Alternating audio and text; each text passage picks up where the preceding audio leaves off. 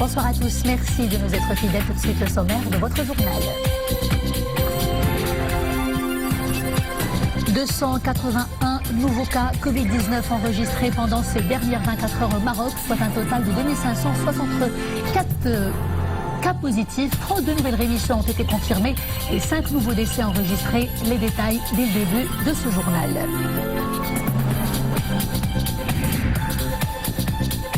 Nous nous intéresserons à la rémission du premier unique cas Covid-19 enregistré dans la province de Figuig. À sa sortie d'hôpital, Ahmed Bourazma, 86 ans, est gagné par l'émotion d'avoir remporté le combat face à la maladie. Émotion partagée avec celles et ceux qui sont restés à son chevet pendant plus de 3 semaines.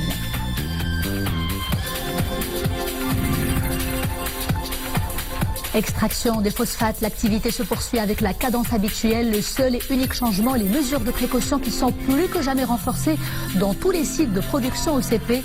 L'exemple nous vient ce soir du minerai Sidi Chinen dans le gisement de Ribga. Bonsoir, place comme chaque soir au bilan journalier de la pandémie du coronavirus au Maroc. Les derniers chiffres font état de 2564 cas positifs, soit 281 nouveaux cas durant les dernières 24 heures. Rien que dans la ville de Marrakech, 142 cas ont été confirmés pendant ces dernières 24 heures.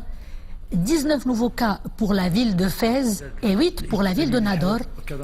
5 nouveaux décès ont été enregistrés pour porter le bilan total à 135 victimes. Au moment où l'on décompte 32 nouveaux cas de rémission, soit un total de 281 guérisons. Pour ce qui est de la répartition géographique de l'épidémie, la région de Casablanca-Stade est en tête avec 27,4% des cas.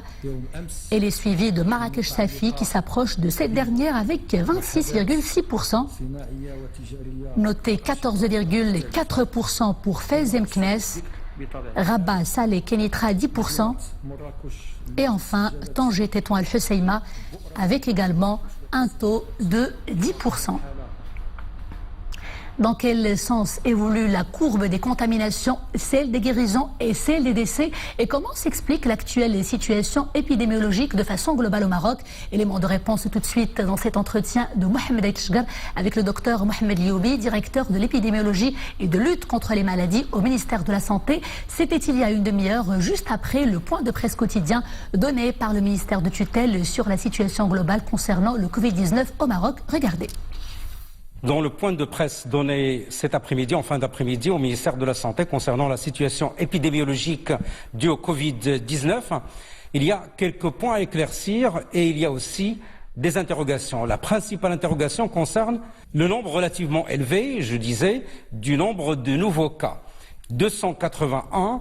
Nous avons avec nous pour cette interrogation et pour les éclaircissements le docteur Mohamed Lioubi, directeur de la direction de l'épidémiologie et des maladies. Docteur, alors la première chose, en fait 281 cas en 24 heures, c'est pas un peu beaucoup par rapport aux 70-80 cas qu'on enregistrait tous les 24 heures la semaine dernière encore? Si on exclut les cas qui ont été identifiés et diagnostiqués dans le cadre de l'investigation autour des foyers que je viens de citer, en l'occurrence un grand foyer de Casablanca dans une unité industrielle, un autre à Marrakech, 2 autres foyers à Tanger, deux foyers familiaux à Nador.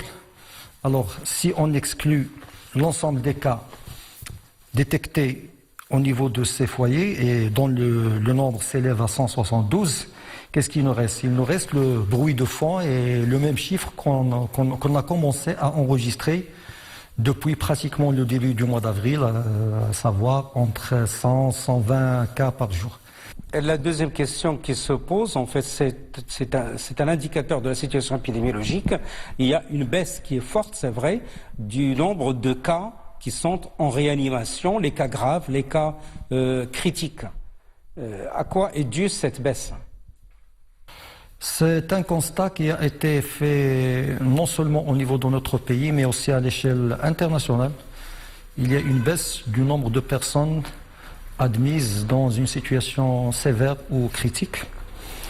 Et donc, on peut expliquer ça de différentes manières. C'est que il y a eu une intensification du dépistage, c'est qu'on arrive à détecter des cas déjà à des stades asymptomatiques ou sinon avec un tableau clinique non encore sévère, et donc on prend en charge assez précocement. Par conséquent, on n'a pas besoin d'admettre ces personnes au niveau des soins intensifs ou des services de réanimation. Et d'ailleurs, ce qui nous réconforte dans cette hypothèse, c'est que la proportion des cas asymptomatiques parmi les cas détectés est en train d'augmenter. On est passé de 13% à pratiquement 17% au cours de cette semaine. Vous avez parlé déjà hier de l'apparition de ces foyers, de ces clusters dans plusieurs villes. On voit qu'à Marrakech, le nombre de nouveaux cas continue à augmenter de façon, je peux dire, exponentielle par rapport au nombre de cas qui se trouvent au Maroc, mais pas dans d'autres villes où il y avait également des foyers dans des unités commerciales comme Fès, Tanger. Oui, on peut dire que à Fès et à Tanger, on a la période où l'épisode d'investigation touche à la fin. À Marrakech, aujourd'hui, c'était l'apogée de l'investigation autour des cas. C'est ce qui explique que nous avons pu identifier 142 cas en relation avec ce foyer-là. Mais toujours est-il, Dieu merci, que nous avons cerné l'ensemble des contacts et on peut dire que nous maîtrisons la situation au niveau de ces foyers-là. Il faut rappeler que quand même, l'épidémie au Maroc se caractérise par une dynamique un petit peu focale. Je m'explique, la situation au niveau des régions Kazastat, Marrakech, Safi, Fès, Meknès et à un degré moindre Tanger, Tétouan, Al-Hossima n'est pas la même qu'au niveau des autres régions du Maroc, et plus particulièrement les villes de Casablanca, de Marrakech, de Tanger et de Fès en relation justement avec ces foyers. Parce que si abstraction faite de ces foyers, on peut dire qu'au niveau des autres régions, la tendance, c'est la même qu'on avait enregistrée durant la première semaine du mois d'avril, et c'est la même tendance qui continue, c'est-à-dire l'évolution plateau, voire même une baisse très douce au niveau d'un certain nombre de régions. Il faut rappeler quand même qu'il y a 2 régions du Maroc où il n'y a aucun cas actif, c'est-à-dire l'ensemble des cas qui ont été détectés sont guéris et donc ont quitté l'hôpital. Il n'y a plus enregistrement d'aucun cas, et je fais allusion à la région de Goulmim, Ouadnoun et de Lyon, Saqi al-Hamra. Donc la dynamique de l'épidémie n'est pas la même. C'est dire qu'il y a un effort supplémentaire à réaliser et il y a des acquis qu'il faudrait consolider. Il faudrait mettre l'accent d'une manière plus prononcée au niveau de ces villes qui connaissent cette dynamique et qui connaissent l'émergence de ces foyers de temps en temps. Je vous remercie, Dr Mohamed Lioubi. C'est moi qui vous remercie. Un entretien signé donc Mohamed El Chgar avec Abd Ilah Mouzahim à la caméra. Avec chaque nouvelle guérison se dessine un grand élan d'espoir, surtout lorsqu'il s'agit de personnes âgées et vulnérables. Et c'est le cas d'un octogénaire désormais rétabli dans la ville de Bouarfa, province de Figuig. Le récit de 3 semaines d'un combat réussi est signé tout de suite Rachid Latabi et Nisri El Hamdawi. Ahmed Bourzma, 86 ans, affiche bonne mine. L'homme avait contracté le Covid-19 à Strasbourg, où il est établi. Au bout de 24 jours d'hospitalisation à l'hôpital Hassan II, il est déclaré guéri. Le voilà bien entouré par l'ensemble des soignants, avec lesquels il semble avoir tissé des liens presque familiaux. Je dis à tous les soignants, merci infiniment pour tout ce que vous avez fait pour moi. Si un jour vous venez à Strasbourg où je vis, soyez les bienvenus chez moi. Cet octogénaire est le premier et l'unique cas enregistré dans la province de Figuig. Tout le personnel de l'hôpital Hassan II de Bouarfa se réjouit de sa rémission. Nous vivons des moments forts avec notre patient qui s'est refait une santé. Il représente l'unique cas de Covid-19 à Bouarfa. Sa guérison intervient suite aux efforts déployés par tout le staff médical et paramédical et le corps administratif. Notre joie est immense aujourd'hui suite à la guérison de ce seul cas de Covid-19 à Bouarfa. Nous appelons les habitants de la province à nous aider davantage en restant chez eux. Un patient guéri est une belle lueur d'espoir pour tous les soignants qui s'investissent corps et âme afin de maîtriser l'épidémie. Même vent d'optimisme dans la région Guelmim-Ouadnoun où l'unique patient Covid-19 déclaré guéri. Il a quitté hier le centre hospitalier régional après avoir achevé son traitement avec succès. Il s'agit d'une personne diabétique qui souffrait de plusieurs problèmes pulmonaires. Sa période d'hospitalisation a été d'ailleurs relativement longue.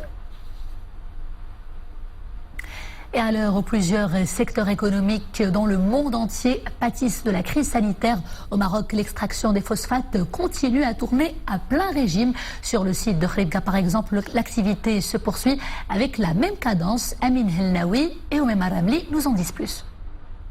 Nous sommes au minerai de Sidi Chinen dans le gisement de Khribga. Ici, le bulldozer le plus grand au monde est toujours en action et il tourne à plein régime. L'extraction des phosphates se poursuit, bien qu'en période de crise sanitaire, la cadence du travail reste inchangée. Ce bulldozer continue de travailler comme en temps normal. Il est en marche plus de 21 heures par jour. La seule chose qui a changé en cette période de crise sanitaire, ce sont les mesures renforcées de précaution que nous avons prises.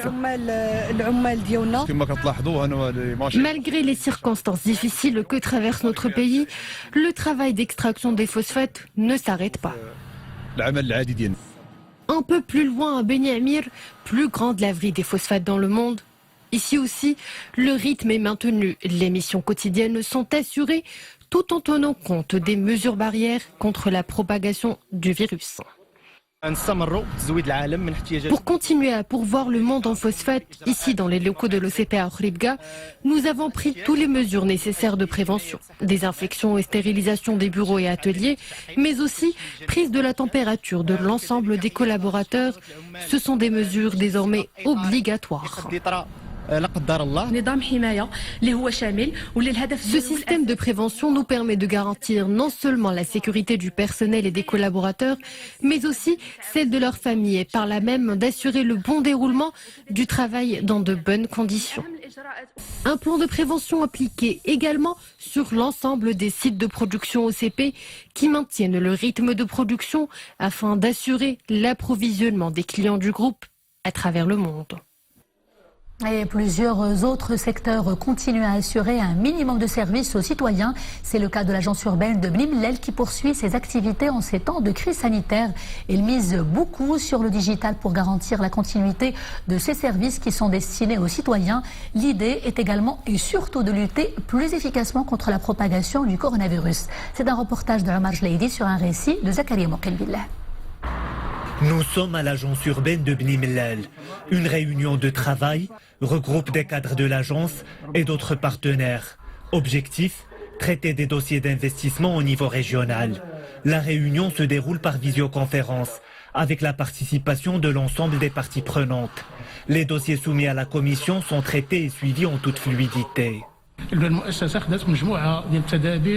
L'agence urbaine de Bni Mellel a pris plusieurs mesures préventives, dont la numérisation des services. Le site web de l'institution est actualisé. Le citoyen peut nous contacter directement et accomplir ses requêtes à distance. Parmi les autres pratiques appliquées, il y a l'adoption du télétravail pour un certain nombre d'employés. Au niveau national, la plateforme numérique rojas.ma permet aux agences urbaines un traitement continu et à distance des dossiers d'autorisation. Un service fluide et efficace avec de nouvelles fonctionnalités pour traiter les dossiers. La cellule de crise interne de l'agence urbaine de Bni Mellel, elle a élaboré un plan d'action interne à court terme qui évolue fréquemment. Cela signifie que plusieurs changements ont eu lieu, surtout au niveau des modalités de travail. Je peux évoquer par là le recours au télétravail dont l'objectif de réussir un management à distance. Un ensemble d'outils digitaux pour faciliter la tâche aux employés de l'agence urbaine de Bni Mellel. Des mesures appliquées dans le but de lutter contre la propagation du coronavirus et de garantir la continuité des services aux citoyens et aux partenaires.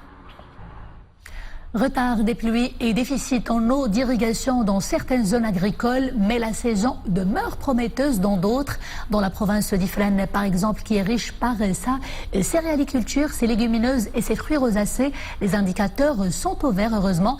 Les dernières précipitations y sont pour beaucoup. Même le bétail a pu en profiter. Voyons tout cela dans ce reportage d'Ahmed Fadeli sur un commentaire de Mounia Marouche. Les épis de blé sont bien remplis, la saison s'annonce prometteuse, les mauvaises herbes envahissent les champs, mais les agriculteurs ont déjà entamé les opérations de désherbage et de traitement par des herbicides. Une mesure cruciale pour obtenir de bons rendements. Les dernières précipitations étaient salvatrices pour notre céréaliculture. Là, je suis en train d'entamer les travaux de désherbage. Nous tablons sur une bonne saison agricole. Ces dernières pluies ont également un impact positif sur les légumineuses, l'arboriculture et même les cultures fourragères. Et les troupeaux sont les premiers à en profiter. Les dernières pluies sont tombées à point nommé, les petits pois, les fèves et le blé se portent bien. Comme vous le voyez, la végétation est abondante et les fleurs sont à perte de vue. Nous cultivons du blé, de l'orge, de la fève, des oignons. Nos champs sont bien arrosés naturellement. La campagne agricole actuelle 2019-2020 au niveau d'Ifrane a connu des précipitations d'environ 450 mm, mais ils étaient irrégulières. Quand même, il a un impact très positif sur l'ensemble des cultures, notamment les cultures d'hiver, les céréales et aussi sur les plantations fruitières, notamment la pomiculture, la cerise, etc. Dans la province d'Ifrane, les superficies cultivées s'élèvent à plus de 80 000 hectares, dont 53 000 sont dédiés à la céréaliculture et 15 000 hectares à l'arboriculture. La filière phare de la province avec une production qui s'élève à 400 000 tonnes par an. Faisons à présent le point sur le dernier bilan de l'évolution de la pandémie du coronavirus dans le monde. Le Covid-19 a jusqu'ici provoqué plus de 147 000 décès dans 209 pays et territoires. Le nombre des cas confirmés a dépassé pour sa part la barre des 2 millions. Aux États-Unis, le bilan des personnes testées positives a grimpé avec plus de 600 000 morts, ce qui en fait le pays le plus touché.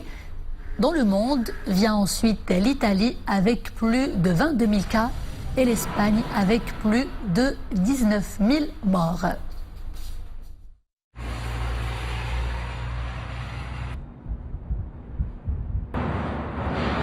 35 000 morts aux États-Unis plus tôt et plus de 300 000 cas contaminés. Et à l'occasion d'un mois du mois sacré de Ramadan, je vous rappelle que le Maroc va repasser à l'heure légale GMT après-demain à 3 h du matin. Ainsi, l'heure du royaume sera retardée de 60 minutes. Le retour à l'heure GMT se fera après le mois de Ramadan. L'heure légale du royaume sera ainsi avancée de 60 minutes le dimanche 31 mai 2020 et ce sera cette fois-ci à 2 h du matin. Et c'est la fin de ce journal. Merci de l'avoir suivi. À demain, toujours avec grand plaisir. D'ici là, portez-vous bien.